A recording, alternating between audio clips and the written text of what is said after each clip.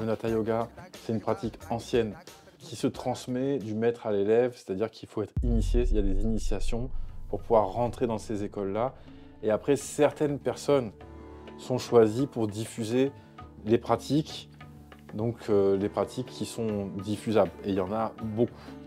Mais ce n'est pas un yoga où on peut aller taper à la porte d'un ashram et dire bonjour, je voudrais rentrer.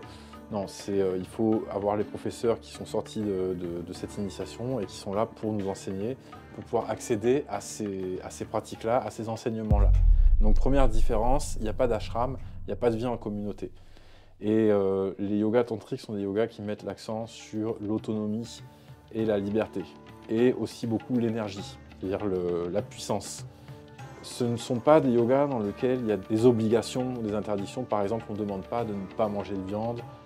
Il n'y a pas vraiment de règles de vie, c'est-à-dire que c'est à chacun de découvrir quelles sont ses règles et sa morale. C'est-à-dire qu'évidemment, on tend vers le bien pour ce que ça signifie, parce qu'après, on verra que bien et mal marchent ensemble main dans la main, comme disent les Africains, dans leur tradition spirituelle, parce que moi, je suis initié aussi à cette tradition-là, donc ça, je t'expliquerai ça plus tard. On tend quand même vers le bien, vers une sagesse, vers une bienveillance, et surtout la non-violence. Mais après, il n'y a pas de règles de vie qui sont dictées par les enseignants, finalement.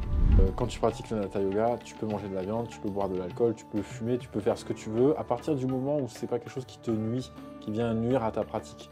Mais en même temps, c'est une philosophie dans laquelle on cherche tout le temps à être capable de couper les attaches, donc dans le non-attachement. Donc ça veut dire que, par exemple, je peux avoir une habitude, je peux fumer si je veux, on ne me dit pas que c'est interdit, ou je peux manger de la viande, ou par exemple tout ce qui est sexuel, il n'y a pas d'interdiction, comme il peut y avoir apparemment dans certains yogas. Par contre, si d'un coup je peux plus me passer de fumée, ou je peux plus me passer d'alcool, ou je peux plus me passer de sexe, ou je peux plus me passer de quelque chose, là c'est problématique, et là on va vouloir couper. Ce qu'on cherche toujours, c'est l'indépendance. Et d'ailleurs, on dit que ce qu'il faut aimer, c'est le plaisir et pas l'objet du plaisir. C'est-à-dire que c'est ce que je ressens quand je vais fumer, quand je vais boire et tout ça. Mais en fait, si demain ça s'arrête, ça m'est égal.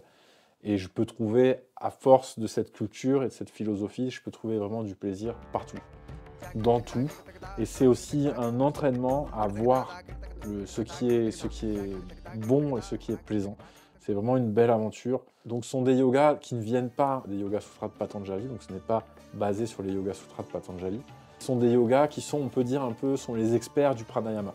Parce que dans le Hatha Yoga, on met le pranayama à toutes les sauces, on en met partout. On met du pranayama, donc la respiration, le pranayama dans les postures. On met du pranayama dans la concentration, dans le yoga nidra. Enfin, vraiment, c'est central. Parce que c'est la source de l'énergie.